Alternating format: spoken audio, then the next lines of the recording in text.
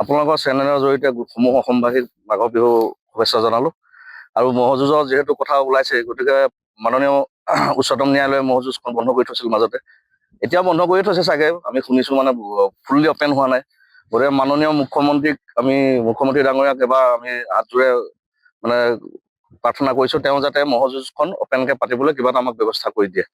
কাৰণ আপোনালোকে দেখিছে, আপোনালোকৰ সন্মুখত আছে ম'হ আমি কাতি মাহৰ পিছৰ পৰা আমি ম'হ ৰখাৰ সুবিধা হৈ যায়।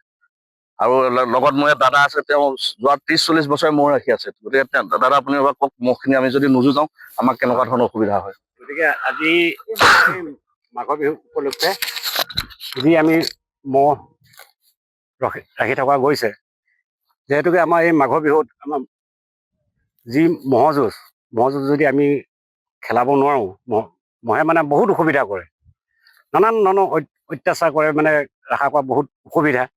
গতিকে তেখেতসকলক যুঁজখন লগাই আমি যদি অলপ তেজটো যদি অলপ দমাই নিদিওঁ বা ওলাই নাযায়, তেতিয়াহ'লে বহুত অসুবিধা।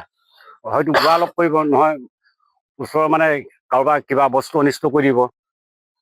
তেনেকুৱা ক্ষেত্ৰত মানে এতিয়া আমাৰ যুঁজখন নহ'লে বিশেষকৈ বহুত অসুবিধা।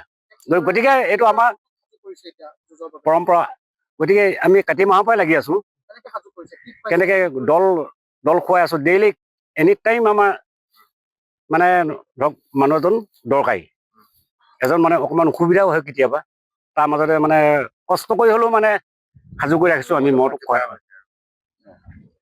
গতিকে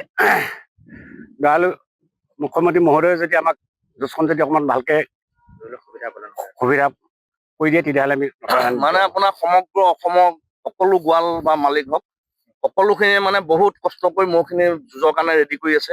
গতিকে মানে আমি মুখ্যমন্ত্ৰী ডাঙৰীয়াৰ ওচৰত অনুৰোধ জনাইছো, কিবা এটা ব্যৱস্থা কৰি যাতে যুঁজখন পাতিবলৈ এটা সুবিধা কৰি দিয়ে। আৰু আপুনি বিচৰা বাতৰি পাব কেৱল নিউজ 18 এপত। নিউজ 18 এপ ডাউনলোড কৰিবলৈ স্কেন কৰক এই QR কোড। গুগল প্লে ষ্টৰতো পাব এই নিউজ 18 এপ।